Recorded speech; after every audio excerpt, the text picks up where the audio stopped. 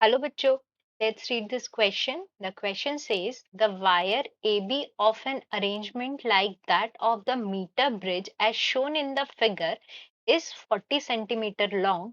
Where should the free end of the galvanometer be connected on AB so that the galvanometer may show zero deflection? तो इस question में हमें दिया हुआ है कि एक फिगर है जिसमें एक गैल्वेनोमीटर का अरेंजमेंट है। यहाँ पे जो हमारा पहला रेजिस्टेंस है वो 8 ओम दिया हुआ है, यहाँ पे 12 ओम दिया है, बीच में एक हमारा गैल्वेनोमीटर वोल्ट मीटर लगा हुआ है। अब हमें ये बताना है कि जो ये फ्री एंड है उसकी पोजीशन इस ए बी वायर पे कहाँ होनी चाहिए कि जो गैल्वेनोमीटर का डिफ्लेक्शन है वो हमारा जीरो हो। तो इस क्वेश्चन को सॉल्व करने के लिए हमारा जो की कॉन्सेप्ट यूज होगा वो है की concept condition for galvanometer to show zero deflection is when Wheatstone bridge having resistance P, Q, R and S such that P by Q is equals to R by S। मतलब जब भी एक Wheatstone bridge रहता है, Wheatstone bridge ऐसा होगा हमारा, ये हमारा गैल्वेनोमीटर हो गया, ये व्हीटस्टोन ब्रिज है। इसमें कभी भी डिफ्लेक्शन जीरो तब होगा जब P, this is Q, R और S। तो जो हमारा P, Q, R, S resistance दिए होते हैं व्हीटस्टोन ब्रिज में, वो P by Q is equals to R by S। जब ये कंडीशन फुलफिल होती है तभी हमारा गैल्वेनोमीटर क्या करता है, जीरो डिफ्लेक्शन देता है। तो अब इस क्वेश्चन में अगर हम देखें तो ये भी ऑब्वियस सी बात है, ये वायर जो है ए बी, सपोज इसकी लेंथ है यहाँ पर x और ये हो जाएगा हमारा 40 माइनस एक्स। क्यों? क्योंकि जो टोटल लेंथ दी हुई थी वो 40 सेंटीमीटर थी। तो यहाँ पे भी कुछ ना कुछ रेजिस्टेंस होगा और यहाँ पे भी कुछ ना कुछ रेजिस्टेंस होगा। तो ये एक व्हीटस्टोन ब्रिज की तरह बना हुआ है। तो हमें ये बताना है कि गैल्वेनोमीटर का जीरो डिफ्लेक्शन कब आएगा। तो हमारी कंडीशन क्या होगी, suppose if this is P, this is Q, this is R and this is S। तो P by Q should be equals to R by S। तो P by Q is equals to R by S की condition हमारी होनी चाहिए। तो अब अगर हम क्वेश्चन को सॉल्व करते हैं, let this be point O, ये हमारा O पॉइंट है।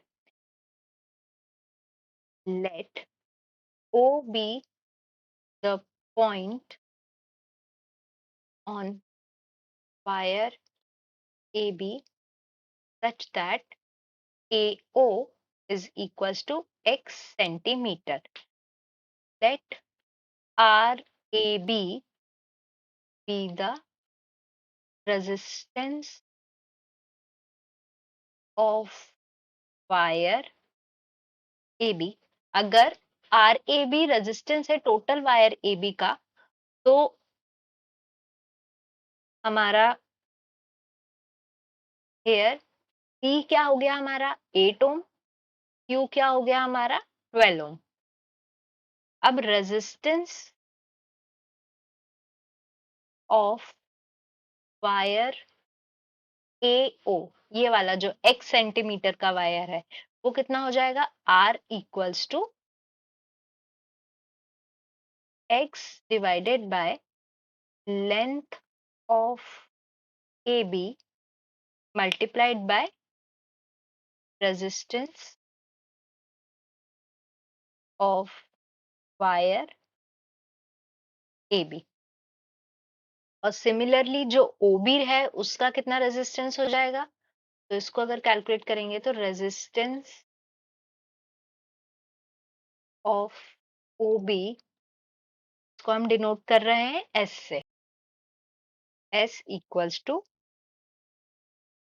40 minus X divided by length of A B multiplied by resistance of A B.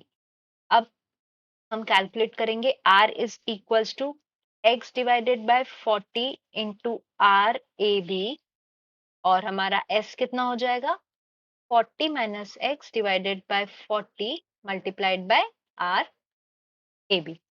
अब क्वेश्चन में हमें कंडीशन क्या दी हुई है कि हमें P डिफ्लेक्शन जीरो करना चाहिए, तो उसके लिए क्या हो जाएगा P by Q is equals to R by S gives zero deflection.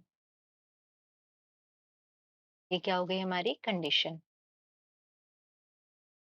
तो अगर हम इसमें वैल्यूज पुट करते हैं तो हमारे पास P कितना दिया हुआ था 8, Q हमारा हो गया 12 is equals to x divided by 40 whole multiplied by r of AB divided by 40 minus x divided by 40 multiplied by r AB। अब इसको हम फर्दर सॉल्व करेंगे तो हमारा AB गेट कैंसिल, और ये हो जाएगा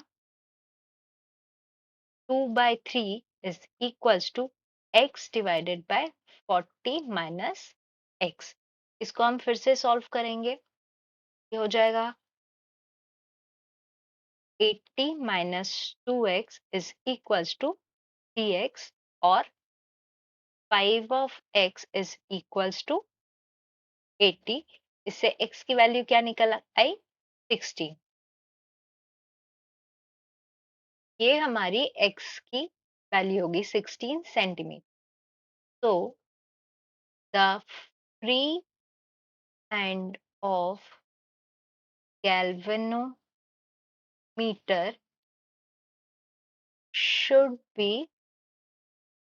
at 16 centimeter from A in order to have zero deflection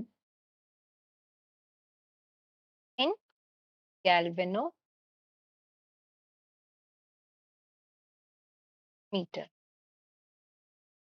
ये हमारा आंसर हो गया। Hope you understood the explanation well.